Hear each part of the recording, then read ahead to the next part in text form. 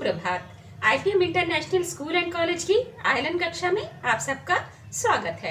मैं आपकी हिंदी की अध्यापिका सुश्री सुबूही खान आज आपको जो विषय पढ़ाने जा रही हूँ उसका शीर्षक है लिंग।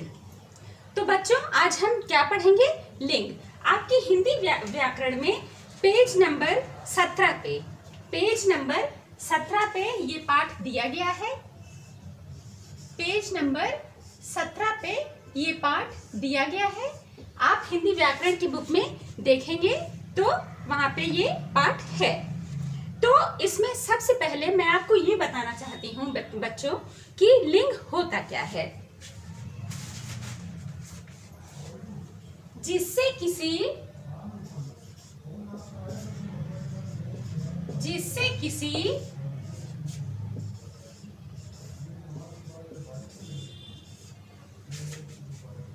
स्त्री जाति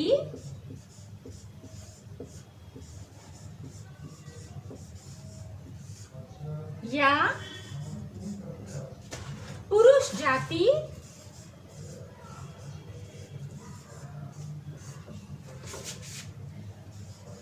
पुरुष जाति के होने का बोध हो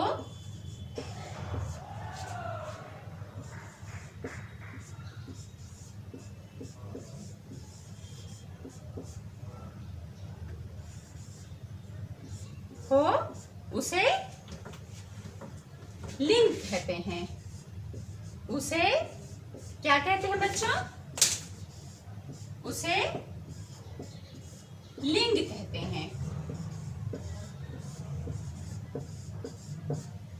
तो यहाँ पे आपने क्या पढ़ा? यहाँ पे आपने पढ़ा कि जिससे किसी स्त्री जाति या पुरुष जाति के होने का बोध हो उसे हम क्या कहते हैं? उसे हम लिंग कहते हैं। ठीक है, उसे हम लिंग कहते हैं।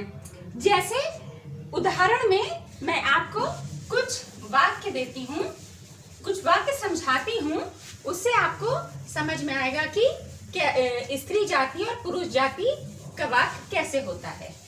ठीक है, कैसे पहचान होती है। ठीक है, पहला है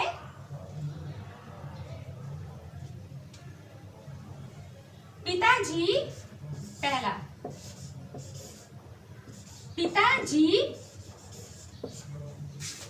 बाहर गए हैं।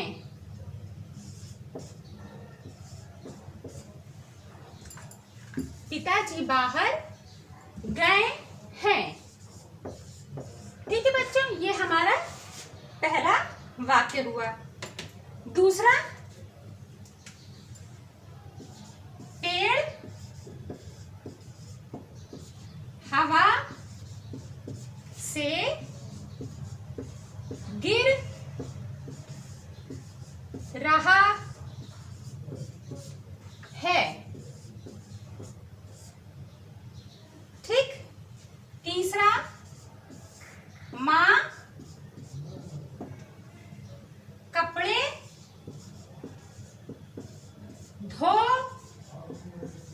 रही है। चौथा, लड़की रस्सी कूद रही है। पांचवा, हाथी खेल रहा है। ठीक है बच्चों, अब जैसे मैंने ये 5 वाक्य लिखे। ठीक है, अब इसमें देखिए आप, पहला वाक्य क्या है? पिताजी बाहर गए हैं। दूसरा वाक्य, पेड़ हवा से गिर रहा है। तीसरा वाक्य, माँ कपड़े धो रही है। चौथा वाक्य, लड़की रस्सी कूद रही है। पांचवा वाक्य, हाथी खेल रहा है। अब बच्चों जो लिंग होता है वो दो तरह का होता है, या तो वो स्त्रीलिंग होता है या तो वो पुल्लिंग होता है। ठीक है, अब देखिए यहाँ पे जो पहला वाक्य है, पिताजी बाहर गए हैं, इसमें जो पिताजी हैं वो क्या है, वो पुल्लिंग है। ठीक है, पिताजी जो है वो पुल्लिंग है, पिताजी। अब पेड़ हवा से गिर रहा है, तो यहाँ पे पेड़, जो पेड़ है वो भी पुल्लिंग का बोध करा रहा है। ठीक है, पुल्लिंग का। अब यहाँ पे क्या है, माँ कपड़े धो रही है, माँ क्या है, स्त्रीलिंग, माँ स्त्रीलिंग है। ठीक है, लड़की रस्सी कूद रही है, लड़की क्या है, लड़की भी स्त्रीलिंग है, लड़की भी स्त्रीलिंग है। ठीक, अब यहाँ पे हाथी खेल रहा है तो क्या है, पुल्लिंग। ठीक है, पुल्लिंग। तो बच्चों इससे हमें क्या समझ में आया कि पुरुष जाति का बोध कराने वाले शब्द, पुरुष जाति का बोध कराने वाले शब्द क्या कहलाते हैं, पुल्लिंग कहलाते हैं। ठीक है, पुरुष जाति का बोध कराने वाले शब्द पुल्लिंग कहलाते हैं और स्त्री जाति का बोध कराने वाले शब्द क्या कहलाते हैं, स्त्रीलिंग कहलाते हैं। स्त्री जाति का बोध कराने वाले शब्द जो होते हैं वो क्या कहलाते हैं, स्त्रीलिंग कहलाते हैं। तो यहाँ पे पुल्लिंग, पुल्लिंग, स्त्रीलिंग, स्त्रीलिंग, पुल्लिंग। ठीक है, इतनी बात समझ में आई। अब बच्चों हम लोग और क्या कर सकते हैं, हम स्त्रीलिंग को पुल्लिंग में और पुल्लिंग को स्त्रीलिंग में भी बदल सकते हैं। ठीक है, आइए इसको कैसे बदल सकते हैं हम देखते हैं कि कैसे हम स्त्रीलिंग को पुल्लिंग में और पुल्लिंग को स्त्रीलिंग में बदलते हैं।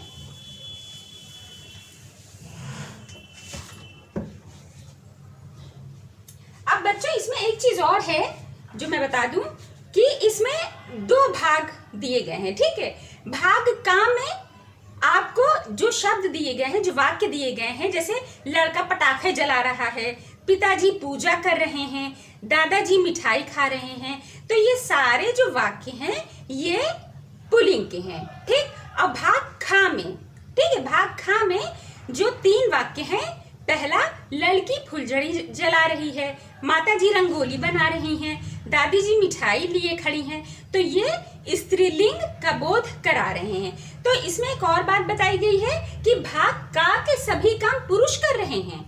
ठीक है, आप अपने बुक में पेज नंबर 17 पे देखिएगा, उसमें दो भाग दिए गए हैं, भाग का और भाग खा। तो उसमें भाग का के सभी काम पुरुष कर रहे हैं तथा भाग खा के सभी काम कौन कर रहा है, स्त्रियां कर रही हैं। तो अब तुम ये तो जान गए होगे कि सभी जीव और वस्तुएं, सभी जीव और वस्तुएं या तो पुरुष जाति के होते हैं या तो स्त्री जाति के होते हैं। तो वही चीज मैंने अभी आपको बताया बच्चों कि जो शब्द पुरुष जाति का बोध कराते हैं वो पुल्लिंग कहलाते हैं और जो शब्द स्त्री जाति का बोध कराते हैं वो स्त्रीलिंग कहलाते हैं। तो मैं आपको बताने जा रही थी कि कैसे आप स्त्रीलिंग को पुल्लिंग में और पुल्लिंग को स्त्रीलिंग में बदल सकते हैं। ठीक है, अब जैसे यहाँ पे है दादा, ठीक है, दादा, नाना, राजा, हाथी, धोबी,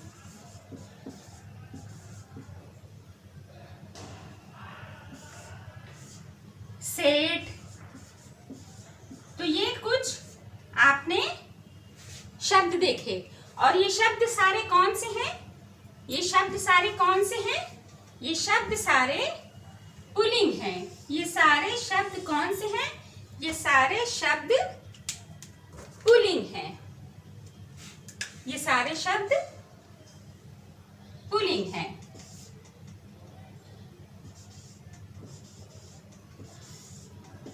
ठीक है, ये सारे शब्द क्या हैं, पुल्लिंग हैं।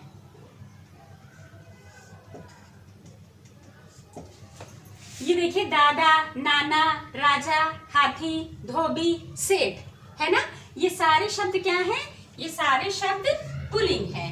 अब हम देखते हैं कि कैसे ये पुल्लिंग स्त्रीलिंग बनेंगे। ठीक है, कैसे ये जो पुल्लिंग है ये स्त्रीलिंग बनेंगे।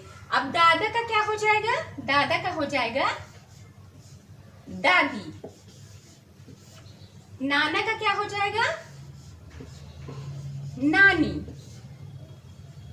राजा का क्या हो जाएगा? रानी। हाथी का क्या हो जाएगा? हथनी। हथनी।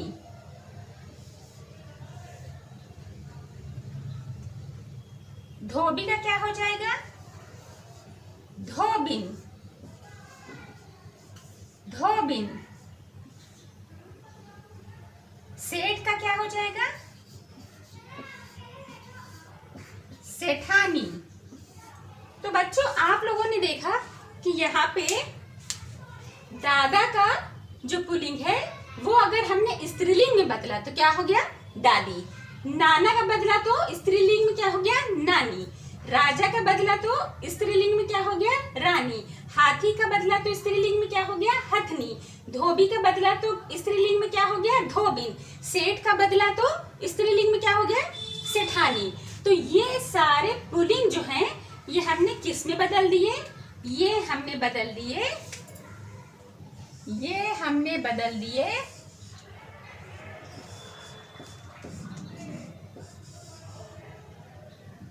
स्त्रीलिंग में। ये हमने किस में बदल दिए? ये हमने स्त्रीलिंग में बदल दिए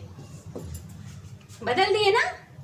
ये सारे पुल्लिंग हमने स्त्रीलिंग में बदल दिए। तो इस तरह से हम स्त्रीलिंग शब्द को पुल्लिंग में बदल सकते हैं और पुल्लिंग शब्द को स्त्रीलिंग में बदल सकते हैं। ठीक है, तो बच्चों मैं उम्मीद करती हूँ कि आपको ये पाठ समझ में आ गया होगा कि लिंग क्या होता है। लिंग जैसा कि मैंने बताया कि जिससे किसी स्त्री जाति या पुरुष जाति के होने का बोध होता है उसे लिंग कहते हैं। हाँ, और पुरुष जाति का बोध कराने वाले शब्द पुल्लिंग कहलाते हैं तथा स्त्री जाति का बोध कराने वाले जो शब्द होते हैं वो स्त्रीलिंग कहलाते हैं। तो बच्चों इसी तरह से बहुत सारे पुल्लिंग को हम स्त्रीलिंग में बदल सकते हैं और स्त्रीलिंग को पुल्लिंग में। जैसे नौकरानी को अगर हम पुल्लिंग में बदलेंगे तो नौकर हो जाएगा।